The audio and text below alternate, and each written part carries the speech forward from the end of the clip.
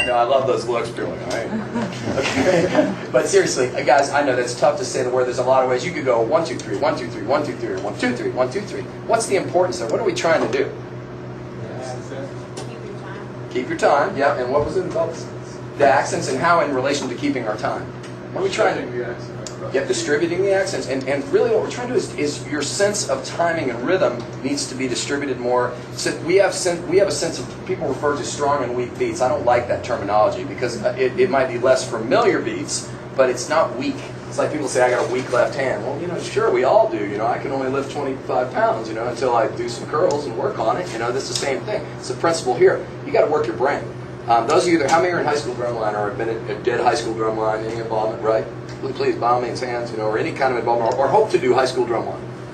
Cool, there you go, that's good. Lots for the future. Or better, how many do the studio percussion have done any of the community lines? Anybody? Aha! See, that's what we're trying to do. Is one of the toughest things, right, for when you get involved is the feet. The whole left, right. Please don't make those stop so I can play whatever it is over the top of it. Keep them going, keep them going. Jeff, did you do drumline when you were at Eastside? Did you ever do? No, you were rocking. Just too busy gigging and playing basketball. That idea with basically, if isolating the pulse is that we're trying to find the points of rhythm that are tough for us. That tempo right there, I would never say to you, hey, let's start right there at 111 beats per minute and start trying to count. But you slow that down, maybe, and put a triplet on. And I'm thinking to myself, literally, and I'm trying to get where I can feel that pulse. Triple left, triple left, triple left, triple left, triple left, triple left, triple left. What musical style uses this is like the whole backbone of this. I'm sorry, I keep talking. What's your name? Peter. Peter, I'm talking like it's like I'm doing Peter to one drum clinic. So I apologize. I'll pick someone over here. What musical style uses triplets? Well, there's several. The reggae we talked about. What else uses triplets really heavily? It's like the American music style. Jazz. What is it? Jazz. Thank you. Excellent. Jazz, right? I mean, it's the American style that is. You listen to this.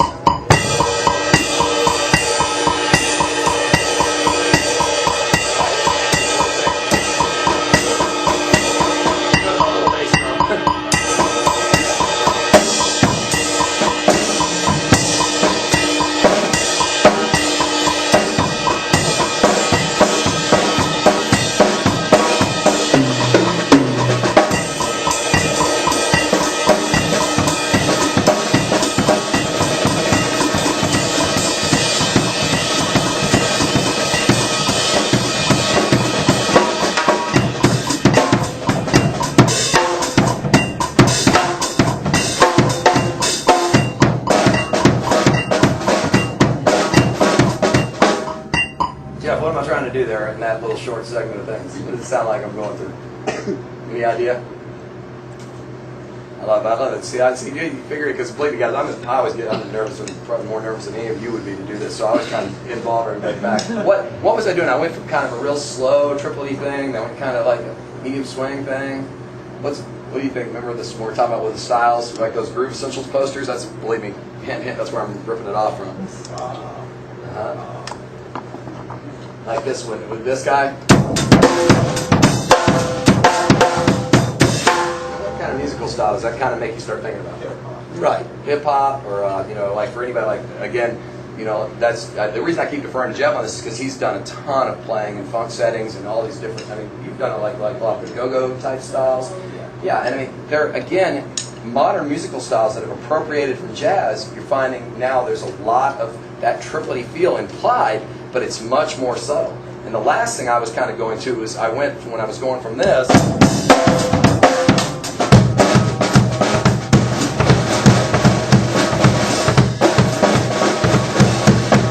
Tell me what musical style I'm kind of inferring there, where it's part of the country that is just getting back on its feet. New Orleans. New Orleans, right? Second line.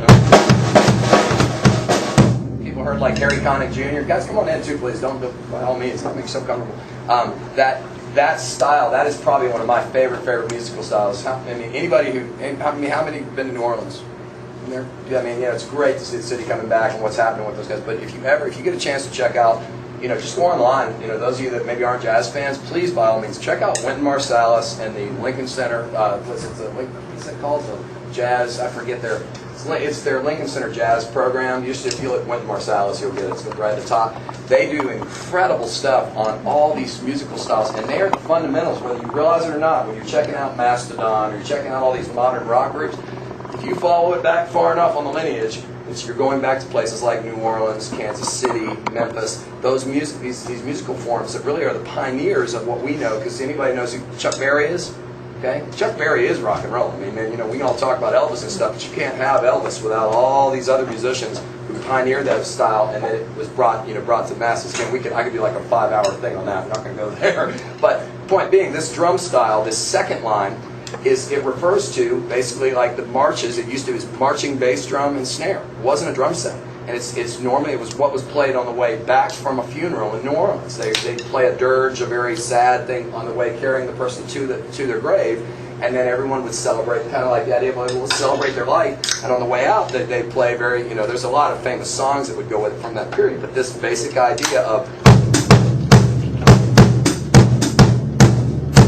clap that rhythm with me. Right?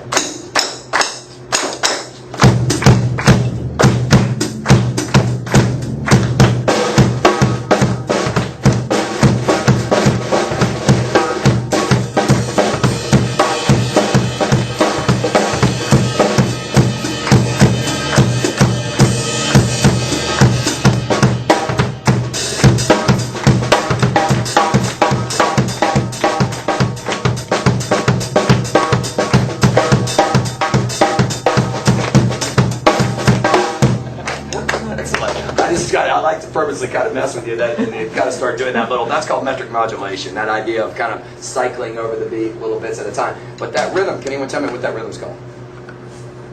Clap. Yeah, by all means, where is it? Clap. There you go. There's a lot of variations on that rhythm, but that's a very, very important African timeline. That rhythm came over with people. I mean, it's a very unfortunate way that it made it here through slavery, but it is the origins from, when you look for African timelines of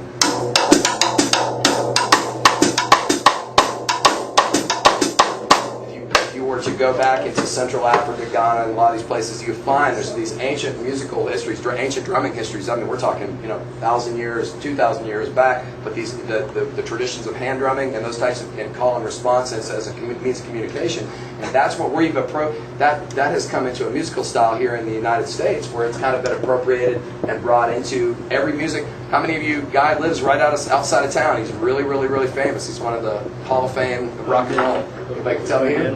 Bo Diddley. There's your clave rhythm.